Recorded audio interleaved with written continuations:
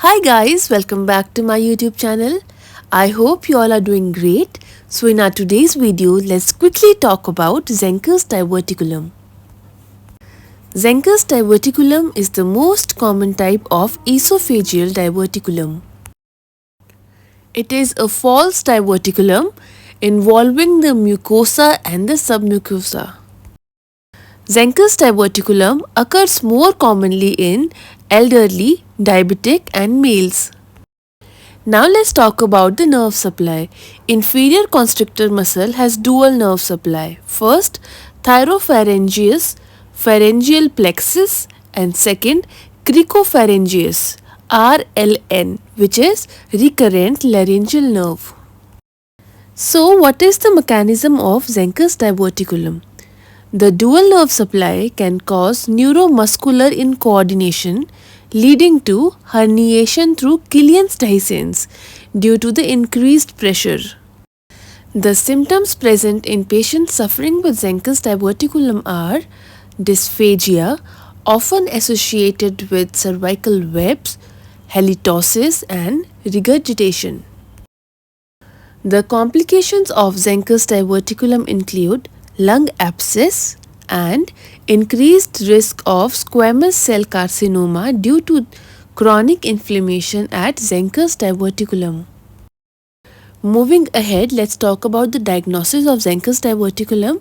Barium swallow is the investigation of choice. Now let's talk about the treatment of Zenker'S diverticulum. Cricopharyngeal myotomy with diverticulopexy is the treatment of choice. Diverticulectomy is done for larger diverticula more than 4 cm and Dohel-Mann's procedure is performed, which is diverticuloesophagostomy, endoscopic stapling of septum between esophagus and diverticula. Now let's solve some MCQs and check our knowledge. So the first question is, a 74-year-old male complains of bad breath, food regurgitation during sleep, weight loss and difficulty swallowing solids. Barium swallow study reveals abnormalities. What is depicted in the provided radiograph? Option A, eclasia. Option B, gastroesophageal reflux disease. Option C, diffuse esophageal spasm, or option D, defect in the muscular wall of the laryngopharynx. So which option is correct according to you? Well, yes, option D, defect in the muscular wall of laryngopharynx is the correct option. The radiograph shows a Zenker'S diverticulum, also known as Pulsion pseudodiverticulum. Now let's move ahead and solve our next question. Which of the following does a successful treatment of a Zenker'S diverticulum involve? Option A, diverticulopexy. Option B, dissection of the diverticulum.